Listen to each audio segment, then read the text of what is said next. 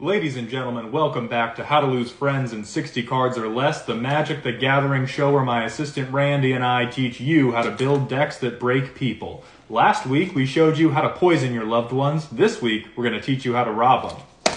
Now friends, a good stepping stone to making sure someone else's stuff is your stuff is making sure it's no longer their stuff. And that's where our friend the Dimir Cut Purse is going to come in handy to force some discards. 4 copies of this gentleman. But wait, you say, they're discarding their bad cards, not the good cards that I want to steal. That doesn't seem very fair, and it's not. And that's why we're bringing Thief of Sanity as well, to steal a card straight off the top of their deck and send even more to the graveyard. 4 more copies.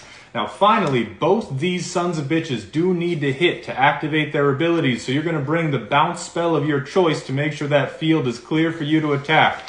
4 copies of Unsummon, or whatever your preference is. Now, if you've played the early game correctly, your relationship is already on the rocks, but we're going to go ahead and kick that up a notch with some spells that let us steal from the field, their hand, and that lovely little graveyard that we've been piling up. Now, if you manage to steal from all 3 locations and play a card off the top of their deck with Thief of Sanity, you should be able to pinpoint the exact moment your opponent no longer recognizes you as a human person. 4 copies of everything but Mnemonic Betrayal, because that shit is expensive. As we make our way into the late game, the motto is take 'em or fake 'em, because after all, the most important part of any game is fairness, and it doesn't seem very fair if your opponent is the only one who gets to play their cards. 4 copies of each of these abominations. Now, our 2-sided friend Connive is also going to come back as Concoct as a way for us to get these sons of bitches back onto the board. You are very welcome.